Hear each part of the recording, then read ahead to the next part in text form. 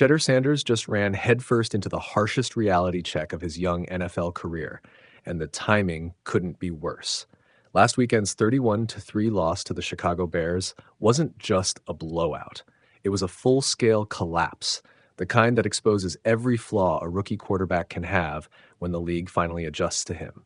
Sanders finished 18 of 35 for 177 yards with 3 interceptions, and for the first time since taking over as Cleveland's starter, he looked overwhelmed rather than promising. And now, heading into the final 3 games of the season, Sanders has been dealt news that makes an already uphill climb significantly steeper. The optimism of a rookie meets NFL reality. To Sanders' credit, he didn't fold after the Bears' loss. Instead of sulking, he leaned into long-term thinking, a mindset that sounds good, but is about to be tested in ways no rookie ever hopes for. This year right here, it's the worst it's going to be, Sanders said. This is the foundation. That's a mature answer. It's also the kind of answer quarterbacks give right before the NFL reminds them that nothing gets easier by default, because the Browns' situation around him is actively getting worse. The bad news, Sanders loses key support for the stretch run. As Cleveland closes out the season against the Buffalo Bills, Pittsburgh Steelers, and Cincinnati Bengals, Sanders will be doing so without multiple critical pieces and against 3 defenses that specialize in destroying young quarterbacks. The Browns have already ruled out or lost David Njoku, Sanders' most reliable red zone target, Dylan Sampson, a key receiving back who helped stabilize the passing game, Jack Conklin, the veteran right tackle tasked with protecting Sanders' blind side, Jerome Ford, already on injured reserve, Denzel Ward leaving the defense unable to shorten games or flip field position. That's not just bad news. That's a structural collapse around a rookie quarterback. 2 of Sanders' 5 touchdown passes this season went to Njoku and Sampson. Those were safety valve throws, the kind rookies rely on when the coverage gets confusing or pressure arrives early. Those options are gone. The timing could not be worse. If Sanders were finishing the season against rebuilding teams, this would still be difficult. But look at the slate. Buffalo Bills, playoff-tested defense, elite pass rush, disguised coverages. Pittsburgh Steelers, physical, opportunistic, ruthless against mistakes. Cincinnati Bengals, improved defense, explosive offense that forces shootouts. These are not learning curve opponents. These are mistake punishment opponents. And Sanders is already coming off a game where Chicago baited him into throwing 3 interceptions by disguising coverage and forcing late decisions. Those defenses just took notes.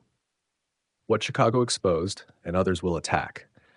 The Bears showed the blueprint. Sanders struggles when his first read is taken away, pressure arrives up the middle, he's forced to throw outside the numbers late in the down, he presses after early mistakes.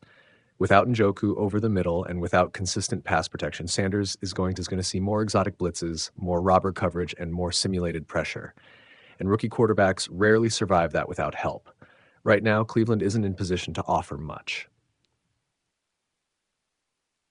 This isn't about wins anymore. It's about survival. Let's be honest. The Browns are 3-11. The playoffs are irrelevant. Wins don't matter anymore.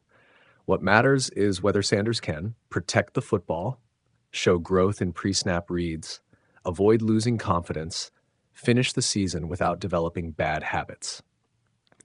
Because the danger for a rookie quarterback in this situation isn't just losing games. It's learning the wrong lessons. When protection breaks down and receivers can't separate, young quarterbacks start forcing throws that don't exist. They stop trusting timing. They try to play hero ball. That's how promising starts quietly turn into career detours. The mental test is bigger than the physical one. Sanders' quote about this being the worst it's going to be will either age brilliantly or haunt him, because the NFL doesn't reward optimism. It rewards adaptation. The next 3 weeks will tell the Browns far more about Sanders than his first few starts ever could. Can he keep his mechanics clean under pressure? Can he take checkdowns instead of chasing highlights? Can he lead a hobbled roster without visibly pressing? Those answers matter more than box score numbers. Cleveland's uncomfortable truth. The Browns didn't plan for Sanders to be here this soon. Injuries, poor quarterback play, and a lost season forced their hand. Now, a fifth-round rookie is being evaluated under conditions that would challenge even a veteran. That's not fair, but it is reality, and front offices don't grade on fairness. They grade on projection. If Sanders can stabilize himself through this stretch, even if the Browns lose all 3 games, he strengthens his case as a legitimate option moving forward.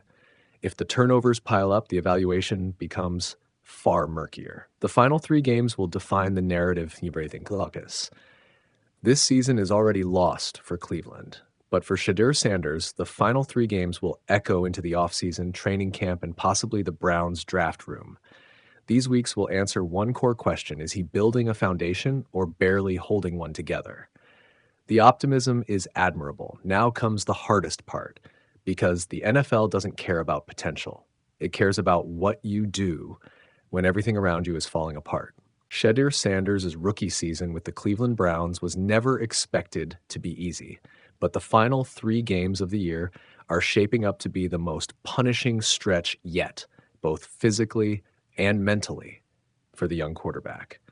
Coming off a 31-3 dismantling at the hands of the Chicago Bears, Sanders is now staring down a closing schedule that offers little relief and virtually no margin for growth without pain. Cleveland will finish the season against the Buffalo Bills, Pittsburgh Steelers, and Cincinnati Bengals, 3 teams with playoff-level defenses, elite pass rushers, and extensive experience punishing young quarterbacks who hold the ball too long or force throws under pressure. That reality is the bad news Sanders must confront. Against Chicago, Sanders endured the most difficult outing of his short NFL career. He completed just over half of his passes, failed to generate explosive plays, and threw 3 interceptions while consistently facing collapsing pockets and disguised coverages. The Bears didn't just beat the Browns, they exposed how fragile Cleveland's offense still is, particularly when the game script turns negative early. Yet, even after that performance, Sanders struck a defiant and optimistic tone, framing the season as a necessary foundation rather than a failure. From a developmental standpoint, that mindset is admirable. From a football standpoint, however, the circumstances surrounding him are about to get worse, not better. The Bills present the first challenge, and it may be the most brutal, stylistic matchup Sanders has faced. Buffalo's defense thrives on pre-snap deception and post-snap chaos. Their ability to generate pressure without blitzing forces quarterbacks into rushed reads and contested throws.